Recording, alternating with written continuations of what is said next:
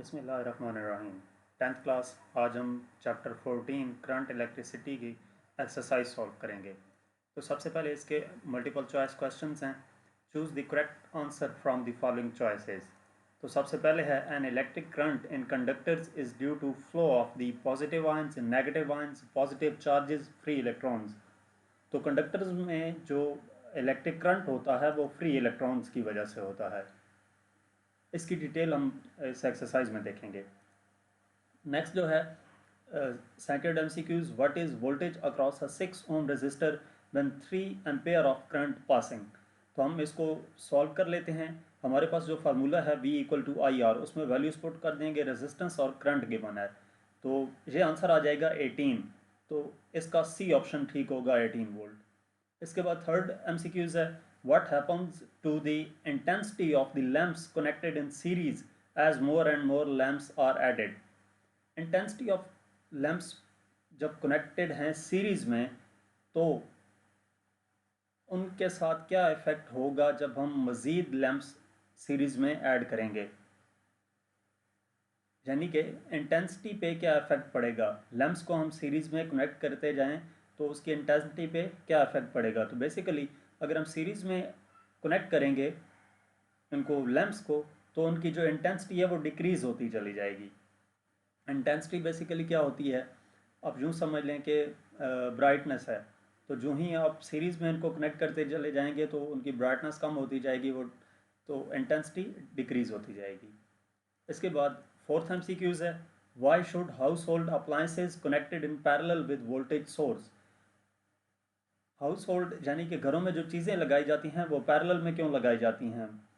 तो हमारे पास ये ऑप्शंस गिवन है, इनमें से जो ऑप्शन है C, to provide each appliance the same voltage as the power source, ये आंसर ठीक होगा। यानी कि हर एक अप्लायंस को हम क्या करते हैं, सेम वोल्टेज प्रोवाइड करने के लिए हम उनको क्या करते हैं, पैरेलल में कनेक्ट करते हैं।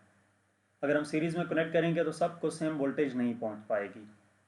उसके बाद 5 है, electric potential and EMF are the same terms और the different terms have different units both B and C. तो ये बेसिकली सेम टर्म्स हैं। जो पोटेंशियल डिफरेंस इलेक्ट्रिक पोटेंशियल है और ईएमएफ है, ये दोनों क्या हैं, सेम टर्म्स हैं। 6, when we double the voltage in a simple electric current, we double the current, power, resistance both A and B। यानी कि जब हम वोल्टेज डबल करते हैं किसी भी इलेक्ट्रिक करंट में, तो वहाँ पे क्या चीज़ डबल हो जाती है, करंट डबल हो जाता है। V equal to I R के फार्मूले से अगर हम वोल्टेज इंक्रीज करें तो करंट भी इंक्रीज होगा। बेसिकली ये वो चीज़ है। तो वोल्टेज डबल करने से करंट भी डबल हो जाएगा। नेक्स्ट हमारे पास एमसीक्यूज है, if we double current and voltage in a circuit while keeping its resistance constant, the power. यानी कि जब हम क्या करें, करंट को डबल कर दें और वोल्टेज को भी डबल कर दें, कांस्टेंट क्या चीज़ रहे, रेजिस्टेंस रहे, तो उसकी पावर पे क्या इफेक्ट पड़ेगा। तो हम क्या करते हैं, पावर का अगर फार्मूला देखें, P इक्वल टू वी आई है, वेलोसिटी भी डबल कर दी और करंट भी डबल कर दिया, तो वो क्या आ जाता है, 4VI। यानी कि ये क्या हो जाएगा, क्वाड्रपल, इसका आंसर आएगा। 8th MCQ है, what is power rating of a lamp connected to a 12 volt source when it carries 2.5 ampere.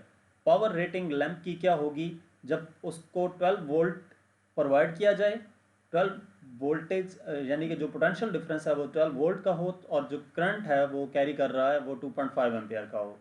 तो इसको भी हम फार्मूला लगा के P equal to V I solve कर लेंगे, तो जो आंसर आता है वो 30 आता है। तो क्या होगा, 30 इसका आंसर है, यानी कि सी ऑप्शन ठीक है।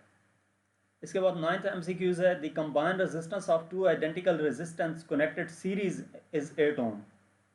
कंबाइंड रेजिस्टेंस दो आइडेंटिकल रेजिस्टेंस की कितनी है, 8 ओम है, और ये रेजिस्टेंस सीरीज में कनेक्ट हुए हुए हैं। There combined resistance in parallel argument, इनकी कंबाइंड रेजिस्टेंस पैरेलल में क्या होगी।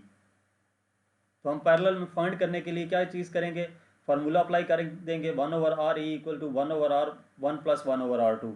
तो ये 8 प्लस 8, ये आंसर 4 आ जाएगा। इसको सॉल्व करेंगे तो इसका जो बी ऑप्शन है वो ठीक होगा। नेक्स्ट हमारे पास शॉर्ट क्वेश्चंस हैं एक्सरसाइज के। फर्स्ट क्वेश्चन है, define and explain the term electric current. Electric current क्या है वो हमने बताना है। तो करंट क्या है, the rate of flow of electric charge through any cross sectional area is called current. एक स्पेसिफिक क्रॉस सेक्शनल एरिया से कितने इलेक्ट्रिक चार्जेस फ्लो कर रहे हैं उसको हम क्या नाम देते हैं, करंट का नाम देते हैं। Rate of flow of electric charge यानी कि एक स्पेसिफिक टाइम में किसी पॉइंट से कितने चार्जेस फ्लो कर रहे हैं उसको करंट का नाम देते हैं। Mathematically if the charge q passing through any area in time t then current flowing through it will be, अगर चार्ज जो है वो क्यू पास हो रहा हो और कितने टाइम टी टाइम में, तो करंट किसकी इक्वल होगा, चार्ज पर यूनिट टाइम यानी कि I equal to Q over T होगा। नेक्स्ट है unit of current. Unit of current क्या है, S I unit of current is ampere. Current का जो यूनिट है वो एम्पेयर है, और एम्पेयर की डेफिनेशन क्या है, if a charge of 1 coulomb passes through a cross sectional area in 1 second then current is 1 ampere. अगर 1 कूलम चार्ज पास करे कहाँ से, एक स्पेसिफिक क्रॉस सेक्शनल एरिया से 1 सेकेंड में, तो उसको हम क्या नाम देंगे, करंट, उस करंट को नाम देंगे कि वो 1 एम्पेयर करंट वहाँ से पास हुआ है। और करंट प्रोड्यूस कैसे होता है वो भी आपको बताता चलो। Electric current is produced due to the flow of either positive charges और नेगेटिव चार्जेस और both of the charges at the same time. यानी कि करंट या तो नेगेटिव चार्जेस की वजह से प्रोड्यूस होगा या पॉजिटिव चार्जेस की वजह से, या फिर ये भी हो सकता है कि एट ए टाइम दोनों चार्जेस की वजह से हो रहा हो। इसके बाद नेक्स्ट क्वेश्चन है 14.2, what is the difference between electronic current and conventional current. Electronic और कन्वेंशनल करंट में क्या डिफरेंस है, तो जो इलेक्ट्रॉनिक करंट है वो नेगेटिव से पॉजिटिव टर्मिनल की तरफ फ्लो करता है, जबकि कन्वेंशनल करंट नेगेटिव से, जो कन्वेंशनल करंट है फ्लोस फ्रॉम ये पॉजिटिव टू नेगेटिव टर्मिनल आएगा। कन्वेंशनल करंट पॉजिटिव से नेगेटिव की तरफ फ्लो करता है और इलेक्ट्रॉनिक करंट नेगेटिव से पॉजिटिव की तरफ करेक्ट करता है। यहाँ पे आपने करेक्शन कर लेनी है, conventional current flows from positive to negative terminal. Electric current negative charges की वजह से होता है, इलेक्ट्रॉनिक करंट नेगेटिव चार्जेस की वजह से होता है, और जो कन्वेंशनल करंट है वो पॉजिटिव चार्जेस की वजह से होता है। इसके बाद जो नेक्स्ट क्वेश्चन है, what do we mean by the term EMF, is it really a force, explain. EMF का मतलब क्या है और ये वाकई ही कोई फोर्स है। ईएमएफ बेसिकली क्या है, इलेक्ट्रोमोटिव फोर्स है। तो it is the energy supplied by a battery to a unit charge when it flows through the closed circuit. ये बेसिकली एनर्जी है बैटरी की, जो बैटरी को सप्लाई की जाती है, एनर्जी जो बैटरी को सप्लाई की जाती है ताकि वो एक यूनिट चार्ज को प्रोवाइड की जा सके सर्किट के अंदर मूव करवाने के लिए। यानी कि बैटरी जो एनर्जी चार्ज को प्रोवाइड करती है ताकि वो चार्ज सर्किट के अंदर फ्लो करे, उसको हम क्या नाम देते हैं, इलेक्ट्रोमोटिव फोर्स का नाम देते हैं। तो ईएमएफ का जो फार्मूला है, energy per unit charge equal to W over Q है। यूनिट ईएमएफ का क्या है, the unit of EMF is joule per coulomb. Work का यूनिट जॉल और चार्ज का यूनिट कूलम, तो जॉल पर कूलम, और ये किसके इक्वल होता है, वोल्ट के इक्वल होता है। तो ईएमएफ का ऐसा यूनिट वोल्ट है। सोर्स ऑफ ईएमएफ यानी कि ईएमएफ का सोर्स क्या होता है, तो ईएमएफ के जो सोर्सेज हैं, EMF converts non electrical energy into electrical energy. Examples जो हैं वो या सोर्सेज क्या हैं, बैटरीज हैं, थर्मोकपल्स हैं, जनरेटर्स हैं। EMF is not a force. जो क्वेश्चन था कि क्या ईएमएफ फोर्स है, तो ईएमएफ फोर्स नहीं है। Electromotive force is not a force, it is actually a voltage between the terminals of the battery. ये बेसिकली क्या है, वोल्टेज है बैटरी के दो टर्मिनल्स के दरमियान। नेक्स्ट क्वेश्चन 14.4 है, how can we differentiate between EMF and potential difference. EMF और पोटेंशियल डिफरेंस में हम कैसे डिफरेंशिएट कर सकते हैं। तो इलेक्ट्रोमोटिव फोर्स क्या है, the potential difference between the two terminals of a cell is called electromotive force. Battery के दो टर्मिनल्स के दरमियान जो पोटेंशियल डिफरेंस होगा उसको इलेक्ट्रोमोटिव फोर्स का नाम देंगे। और पोटेंशियल डिफरेंस क्या है, bringing a unit positive charge from one point two another point in a circuit is called potential difference between two points. यानी कि दो पॉइंट्स के दरमियान एक यूनिट पॉजिटिव चार्ज को हम एक पॉइंट से दूसरे पॉइंट तक किसी सर्किट में मूव करवाते हैं या वो मूव करता है, तो क्या होता है, उसको क्या नाम देंगे, पोटेंशियल डिफरेंस का नाम देंगे। Electromotive force transmits current both inside and outside the cell. जो इलेक्ट्रोमोटिव फोर्स होता है वो करंट इनसाइड और आउटसाइड द सेल प्रोवाइड होता है, ट्रांसमिट करता है। और जो पोटेंशियल डिफरेंस है, potential difference transfers current between any two points in the circuit. Potential difference क्या काम करता है, करंट ट्रांसफर करता है किसी भी दो पॉइंट्स के दरमियान सर्किट में। थर्ड क्या है, electromotive force is the cause, electromotive force क्या है, काज है, वजह है। Potential difference is the result और इफेक्ट, पोटेंशियल डिफरेंस रिजल्ट है। इलेक्ट्रोमोटिव फोर्स बेसिकली क्या चीज़ होती है कि वो बैटरी के अंदर एनर्जी है जो चार्ज को प्रोवाइड की जाएगी, तो ये बेसिकली क्या है, काज है। और पोटेंशियल डिफरेंस उसका रिजल्ट होता है कि चार्ज मूव कर रहा है सर्किट में, और तो दो पॉइंट्स के दरमियान पोटेंशियल का डिफरेंस होगा। Electromotive force is always greater than potential difference, EMF हमेशा पोटेंशियल डिफरेंस से ग्रेटर होगी और पोटेंशियल डिफरेंस ईएमएफ से हमेशा लेस होगा। Electromotive force remains constant, EMF change नहीं होती, बैटरी की एक स्पेसिफिक ईएमएफ है वो चेंज नहीं होगी, लेकिन जो पोटेंशियल डिफरेंस है वो कांस्टेंट नहीं रहता, वो चेंज होता रहता है। इसके बाद नेक्स्ट हमारे पास क्वेश्चन है 14.5, explain Ohm's law, what are its limitations. Ohm's law क्या है और इसकी लिमिटेशंस क्या हैं। तो ओम्स लॉ की definition, the amount of current I passing through a conductor is directly proportional to the potential difference we applied across its end. जो amount of current I है वो पास कर रहा है किसी भी कंडक्टर से, तो वो डायरेक्टली प्रोपोर्शनल होगा पोटेंशियल डिफरेंस के, जो उसके एंड्स पे प्रोवाइड की जाएगी, provided the temperature and physical state of the conductor does not change. यानी कि जब टेम्परेचर और फिजिकल स्टेट कांस्टेंट रहे तो उस वक्त जो अमाउंट ऑफ चार्ज आई है वो डायरेक्टली प्रोपोर्शनल होगा वी के।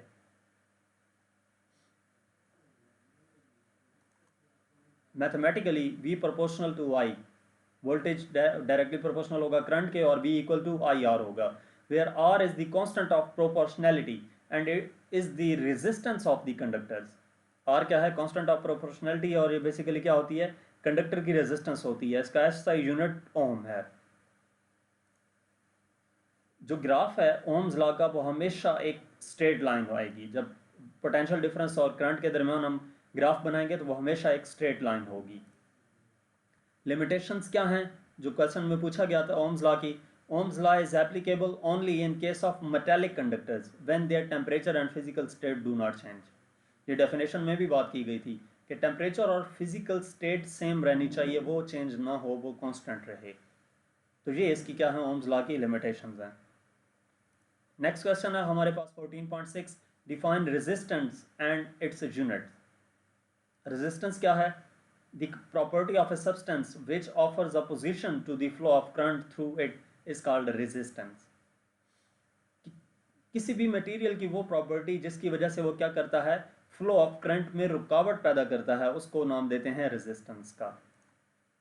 यूनिट रेजिस्टेंस की क्या है, unit of resistance, S I unit of resistance is ohm, S I unit of resistance is ohm. Ohm की डेफिनेशन क्या है, when a potential difference of 1 volt is applied across the ends of a conductor and 1 ampere of current passes through it, then its resistance will be 1 ohm।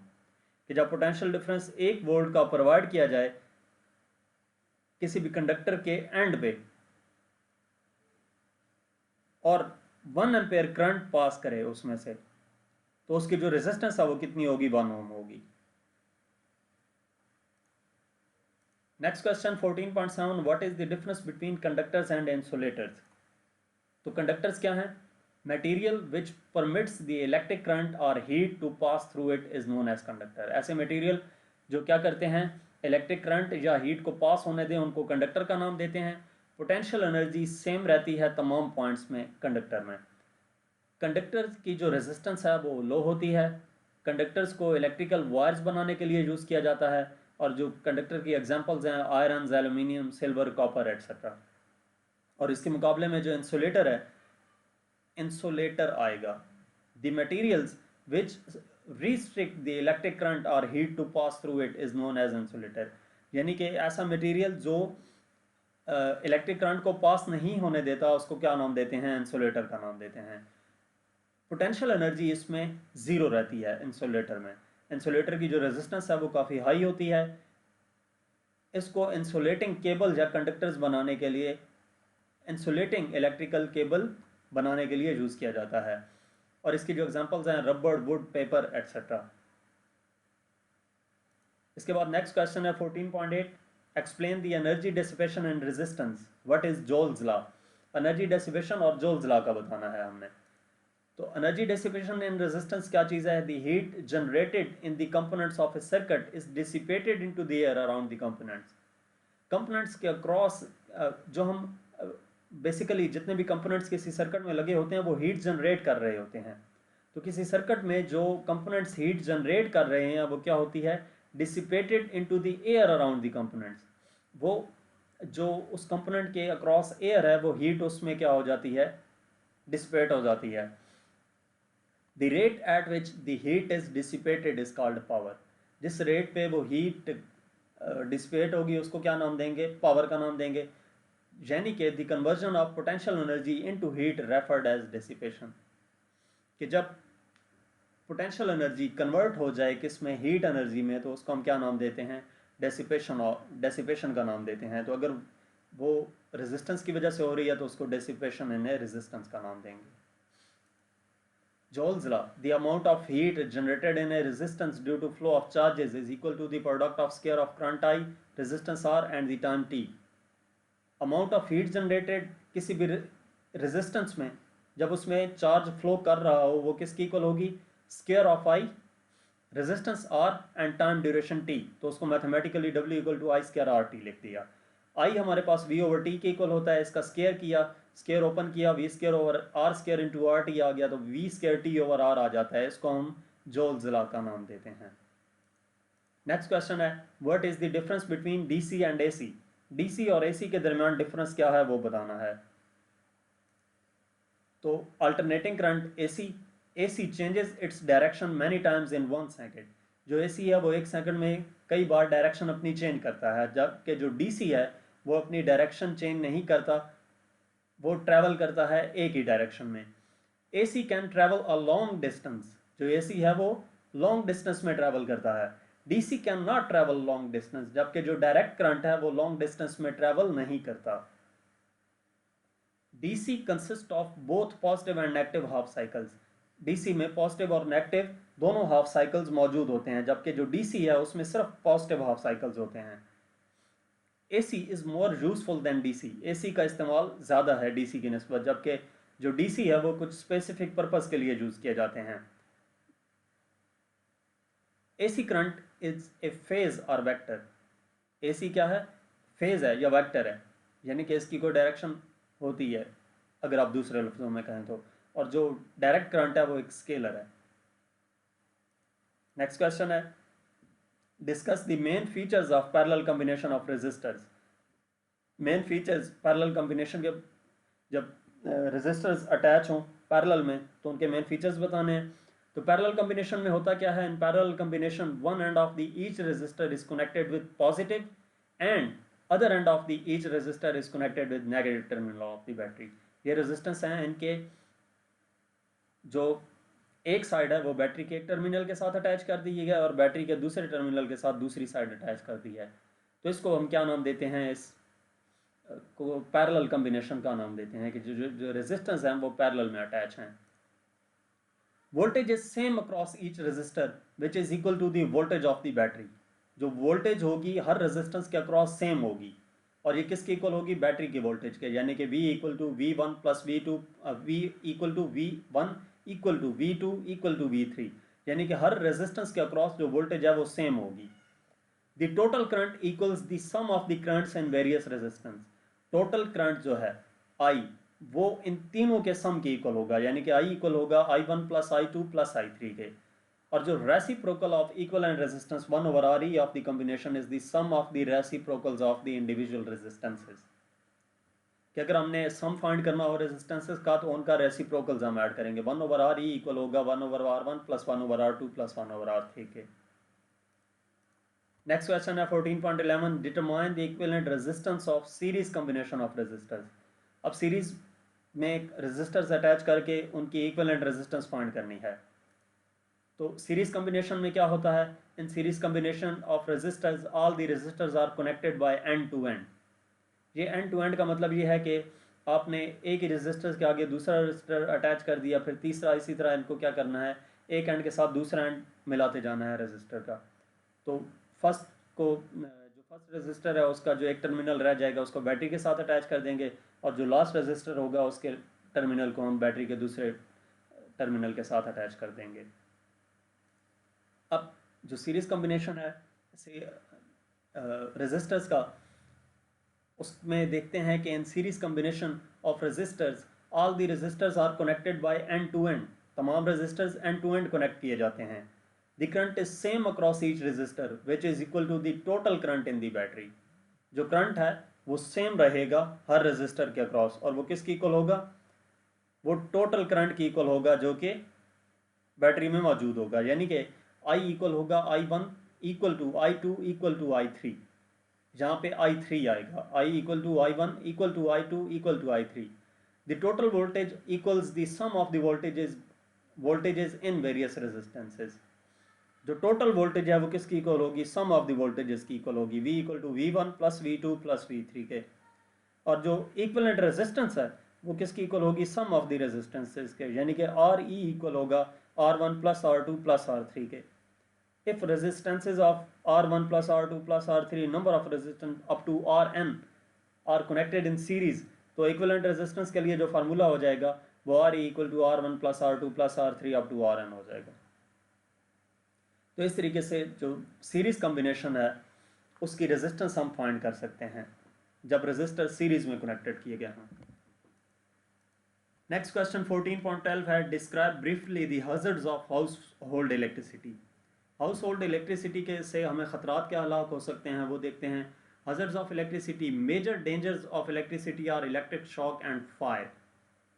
Electric shock, बिजली का झटका लग सकता है या आग भड़क उठती है, जो मेजर इलेक्ट्रिसिटी से हमें ख़तरा होता है।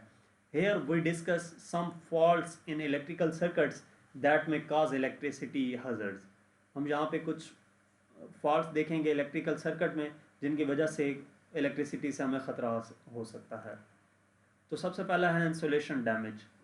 When electrical current exceeds the rated current carrying capacity then it can damage insulation due to overheating of cables।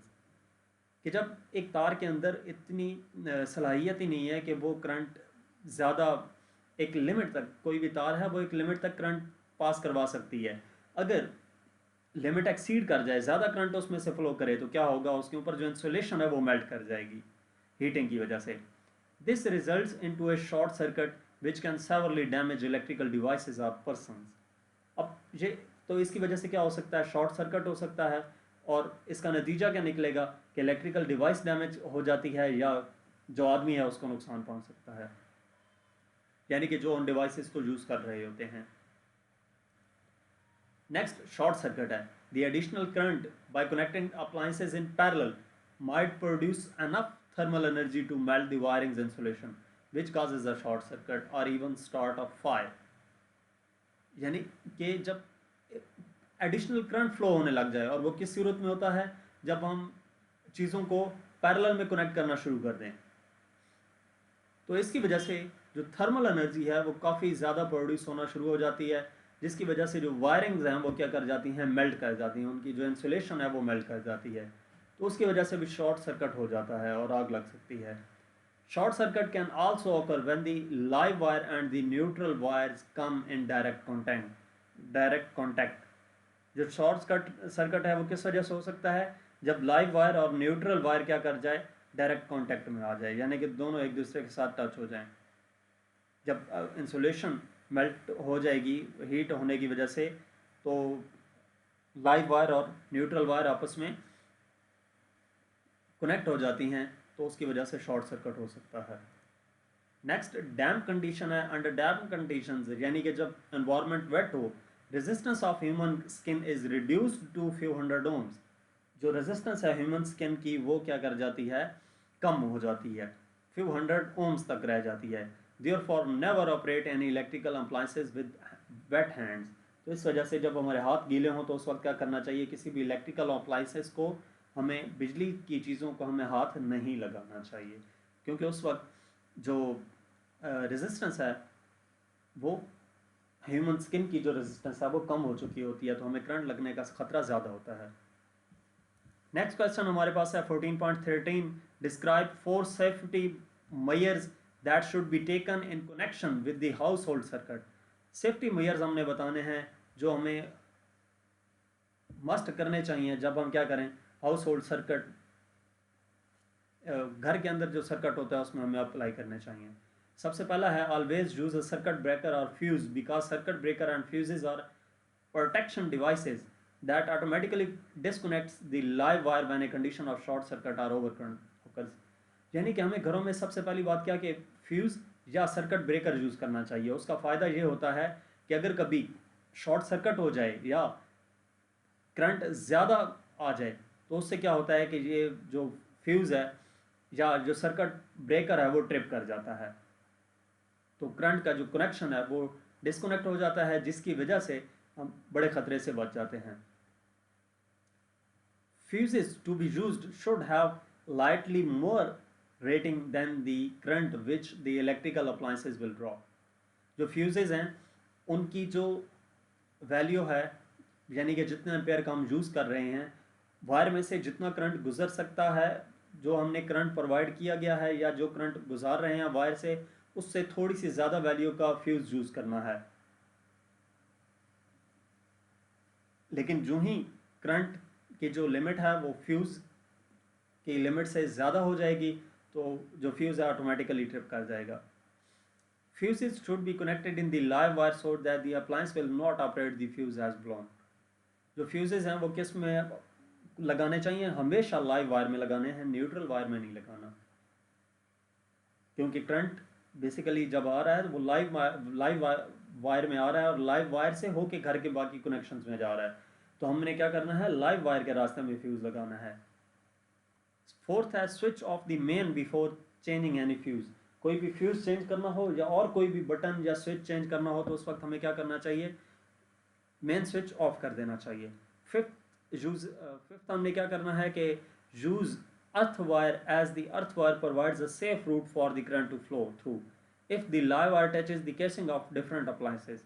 यानी कि अगर लाइव वायर किसी भी चीज़ में, जैसे फ्रिज है या मशीन है कोई भी, उसकी केसिंग मेटल की है और अगर लाइव वायर शॉर्ट कर जाती है, उसकी केसिंग के साथ टच हो रही है, तो हमें करंट लगने का ख़तरा होता है। तो वहाँ पे क्या करना चाहिए? हमें अर्थ वायर लाजमी यूज़ करनी चाहिए, क्योंकि अर्थ वायर का ये फ़ायदा होता है कि जो अर्थ वायर है वो करंट को ज़मीन में मुंतकिल कर देती है, तो हमें करंट नहीं लगता फिर उस चीज़ से। उसके बाद नेक्स्ट हमारे पास क्वेश्चन है design a circuit diagram for a study room that needs the following equipments in parallel.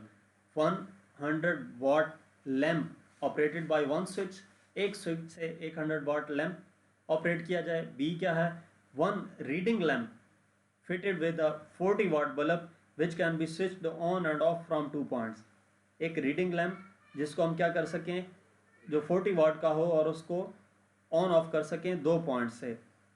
सी क्या है? What is the advantage of connecting the equipments in parallel instead of series. Advantage क्या है हमें equipments को parallel या series में connect करने का? तो जो ए और बी है उसके लिए ये डायग्राम आपके पास मौजूद है, और जो सी आपके पास है उसका हम आंसर देख लेते हैं। The problem with connecting two bulbs in series is that both bulbs are dim, and if you turn one bulb off, then they will both go off. There are 3 advantages of, यानी कि अगर उसने क्या पूछा है, advantage हमने लिखने हैं जब बल्ब को हम क्या करें, पैरेलल में लगाएं। तो सबसे पहले हमने बात क्या की है सीरीज़ की, कि अगर हम सीरीज़ में कनेक्ट कर देते हैं तो हमें डिसएडवांटेज उसमें क्या है कि बल्ब्स क्या हो जाएंगे, डिम हो जाएंगे, और अगर हम एक बल्ब ऑफ कर देते हैं तो इसका मतलब क्या है, वो दोनों बल्ब ऑफ हो जाएंगे, और अगर कोई एक ख़राब हो जाता है तो दोनों ऑन नहीं हो सकेंगे फिर। तो इस वजह से हम क्या करते हैं, पैरेलल में कनेक्ट करते हैं। पैरेलल में कनेक्ट करने के एडवांटेजेस क्या हैं? All the bulbs get the full battery voltage so they are all bright. तमाम बल्ब्स को बैटरी की कंप्लीट वोल्टेज मिल रही होगी तो वो तमाम ब्राइट होंगे।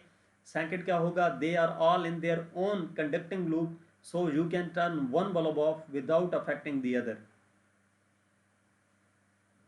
क्या होगा कि जो they are all in their own conducting loop, वो अपने अलग कंडक्टिंग लूप में मौजूद होंगे। तो हम क्या कर सकते हैं, turn one bulb off without affecting the other. हम कोई भी बल्ब जिसको अपनी मर्जी से चाहें ऑफ कर दें, जिसको चाहें ऑन कर दें। जो जैसे कि घरों में पैरेलल लगे होते हैं तो वहाँ पे हम अपनी मर्जी से अगर कोई एक भी हम बल्ब ऑन ऑफ करते हैं तो उसका इफेक्ट बाकी रूम्स की या उस कमरे की बाकी अप्लायंसेस पे नहीं पड़ता। लेकिन अगर यही काम सीरीज़ में हुआ होता तो ये इफेक्ट उन पे होना था।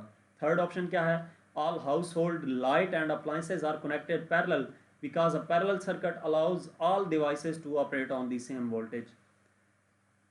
ठीक है, यही बात मैंने अभी बता दी है। और घरों में जब पैरेलल में चीज़ें कनेक्ट होंगी तो तमाम को जो वोल्टेज है वो इक्वल प्रोवाइड होगी, तो उनकी जो ब्राइटनेस है वो सेम रहेगी, और हम अपनी मर्ज़ी से जब चाहेंगे किसी एक को ऑन ऑफ करने से किसी दूसरे पर कोई इफेक्ट नहीं पड़ेगा। तो ये फ़ायदा है बल्ब्स को या जो अप्लायंसेज होती हैं उनको पैरेलल में कनेक्ट करने का।